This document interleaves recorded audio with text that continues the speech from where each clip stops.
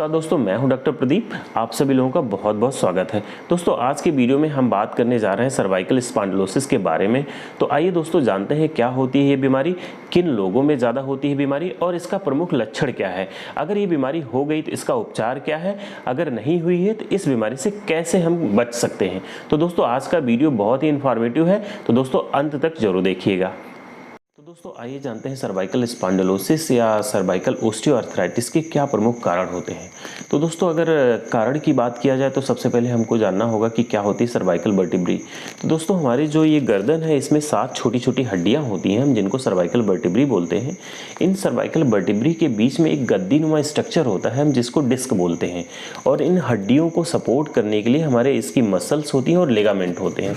तो दोस्तों cervical spondylosis के जो कारण होते हैं इन्हीं जो गर्दन की हड्डियां हैं उनमें हो सकता है, या उनके जो बीच में गद्दीनुमा स्पेस जिसको हम डिस्क बोलते हैं उसमें या तो कोई कारण होगा, या वहां से निकलने वाली जो नर्व होती हैं उनके ऊपर कोई प्रेशर पड़ता है, या तो फिर जो हमारे गर्दन की हड्डियों को सपोर्ट करने के लिए लिगामेंट मसल्स हैं उनके ऊपर अगर स्ट्रेन होता है, कोई प्रेशर होता है, उसकी वजह से हमको सर्वाइकल स्पॉन्डिलोसिस होती है। जानते हैं क्या होते हैं प्रमुख कारण, सबसे ज़्यादा किसकी वजह से हमको सर्वाइकल स्पॉन्डिलोसिस होती है।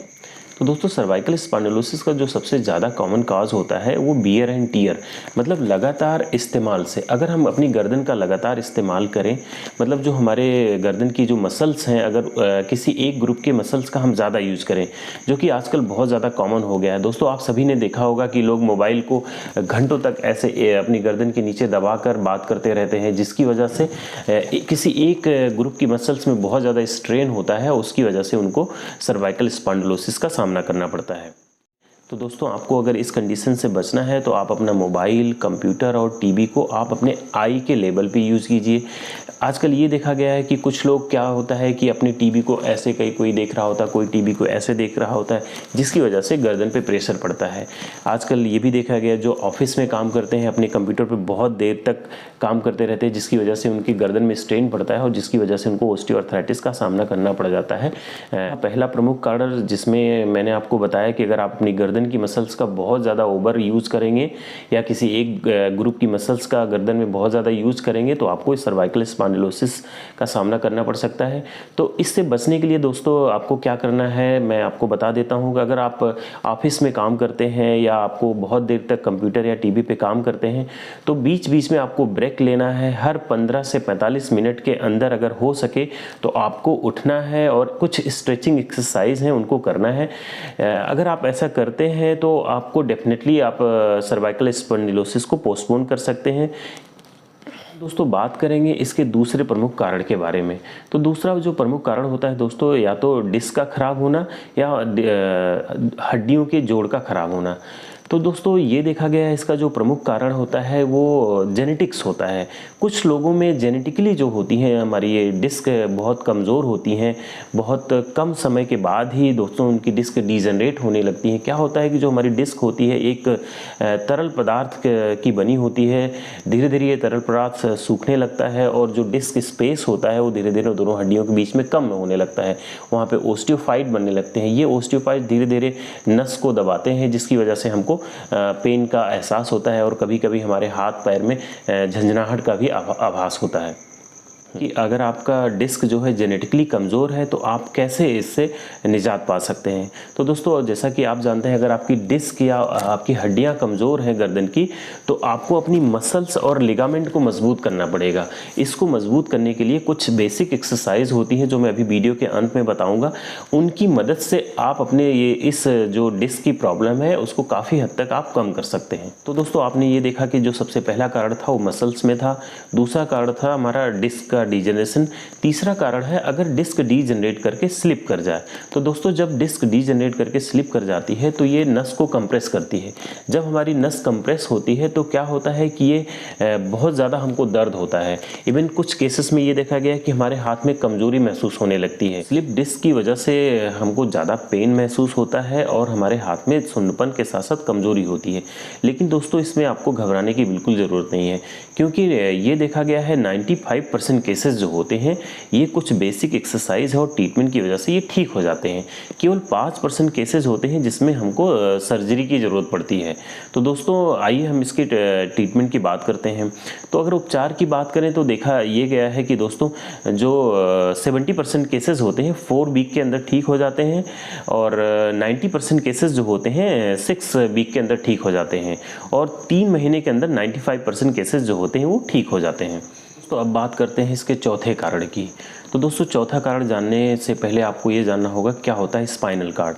तो दोस्तों हमारे दिमाग से एक बहुत मोटी नस निकलती है जो वर्टिब्रल कॉलम से पास होती है। दोस्तों इसी स्पाइनल कॉर्ड से हमारे शरीर की पूरी नसें निकली होती हैं। तो दोस्तों अगर हमारे इस सर्वाइकल रीजन में स्पाइनल कॉर्ड का कहीं पे भी कंप्रेशन होता है जिसको सर्वाइकल माइलोपैथी बोलते हैं, सपोज हमारी डिस्क डिजनरेट करके स्लिप डिस्क हो जाती और ये स्लिप डिस्क अंदर जाके स्पाइनल कॉर्ड पे अगर प्रेशर लगाने लगे तो दोस्तों इसकी वजह से हमको बहुत ज़्यादा दिक्कत होती है, क्योंकि ये माना जाता है कि जो हमारी स्पाइनल कॉर्ड होती है ये हमारी आँखों से भी ज़्यादा सेंसिटिव होती है। इसके ऊपर अगर ज़रा सा भी प्रेशर आता है तो हमारा पैर लड़खड़ाने लगता है, हमारा बैलेंस बिगड़ जाता है, हमारे हाथ सुन्न होने लगते हैं, हमारे हाथ से सामान छूट के गिर जाते हैं। तो दोस्तों ये बहुत ही गंभीर कारण होता है। इसमें ये देखा गया है कि 50% केसेस जो होते हैं इसके ये ठीक हो जाते हैं अपने आप ही, लेकिन इसमें आपको रेगुलर फॉलोअप में आना होता है। फॉलोअप में डॉक्टर ये देखता है कि आपके सिम्टम में वर्सनिंग तो नहीं हो रही, मतलब आपके सिम्टम समय के साथ बढ़ तो नहीं रहे हैं। अगर आपके सिम्टम समय के साथ बढ़ते हैं तो दोस्तों इसमें आपको सर्जरी की आवश्यकता पड़ती है, लेकिन अगर आपके सिम्टम समय के साथ धीरे धीरे कम होते हैं तो दोस्तों इसमें भी ये देखा गया है कि 50% केसेस जो होते हैं ये भी ठीक हो जाते हैं। तो दोस्तों अब हम बात करेंगे सर्वाइकल स्पॉन्डिलोसिस से हम कैसे बच सकते हैं। तो दोस्तों अगर इस बीमारी से आपको बचना है तो आपको अपना पोस्चर अच्छा रखना होगा। आपको अपने मोबाइल, फ़ोन, कंप्यूटर और टीवी को प्रॉपर पोजीशन में रख के यूज़ करना होगा और हर रेगुलर इंटरवल पे आपको ब्रेक ले लेके आपको नेक मसल्स की स्ट्रेचिंग करनी होगी। तो आइए दोस्तों बात करते हैं इन्वेस्टिगेशन की, हमको क्या जांचें करानी चाहिए सर्वाइकल स्पॉन्डिलोसिस को पता करने के लिए। तो दोस्तों हमको सबसे पहले बेसिक एक्सरे कराना चाहिए, क्योंकि हम जब एक्सरे कराते हैं तो हमको कुछ ना कुछ चेंजेस उसमें दिख जाता है। दोस्तों अगर हमको एक्सरे में चेंजेस नहीं दिखते हैं तभी हमको सीटी स्कैन या MRI की ज़रूरत पड़ती है। ये भी देखा गया है कि 5 से 10% केसेस जो हैं वो सर्वाइकल स्पॉन्डिलोसिस की 20 से 30 साल के अंदर देखने को मिलते हैं और मोर देन 50% केसेस जो होते हैं 45 साल के ऊपर देखने को मिलते हैं और मोर देन 90% केसेस जो होते हैं 60 के ऊपर हमको देखने को मिलते हैं। तो दोस्तों बात करते हैं सर्वाइकल स्पॉन्डिलोसिस के ट्रीटमेंट की। सर्वाइकल स्पॉन्डिलोसिस के ट्रीटमेंट को जानने के लिए सबसे पहले आपको ये समझना होगा कि इसके प्रमुख लक्षण क्या है। तो दोस्तों स्पॉन्डिलोसिस के सबसे प्रमुख लक्षण जो है, हमको गर्दन में पेन हो सकता है, हमारे दोनों शोल्डर में पेन हो सकते हैं, आर्म में पेन हो सकता है, हमारे हैंड में पेन हो सकता है। तो दोस्तों आपको अगर पेन हो रहा है तो सबसे पहले आपको सर्वाइकल कॉलर लगाना है। ये बहुत ज़्यादा पेन है तो आपको कुछ पेन किलर मेडिसिन भी लेनी पड़ सकती हैं। अगर आराम नहीं हो रहा है तो दोस्तों उस कुछ केसेस में हमको मसल रिलैक्सेशन की ज़रूरत पड़ती है। उसके बावजूद भी अगर नहीं आराम होता है तो कुछ केसेस ही होते हैं जिसमें हमको इंट्रा आर्टिकुलर स्टेरॉइड की ज़रूरत पड़ती है। अन्यथा दोस्तों 95% केसेस जो होते हैं विदाउट सर्जरी की वो ठीक हो जाते हैं। तो आइए दोस्तों अब बात करते हैं कुछ घरेलू उपाय की। घरेलू उपाय की अगर बात करें तो क्या गया है कि अगर आप बर्फ़ के थैले या गर्म पानी के थैले से सेकाई करते हैं तो दोस्तों इसमें बहुत आराम मिलता है। और अगर आप नियमित रूप से व्यायाम करें और गर्दन की मसल्स को मजबूत रखें तो भी आप सर्वाइकल स्पॉन्डिलोसिस से बच सकते हैं। तो दोस्तों अगर वीडियो अच्छा लगा हो तो इसे अपने फ्रेंड्स फैमिली में शेयर कीजिए ताकि और लोगों को भी इस बीमारी के बारे में पता चले और वो लोग भी इससे बच सकें। मैं मिलता हूँ आप लोगों से अपने अगले वीडियो में, तब तक के लिए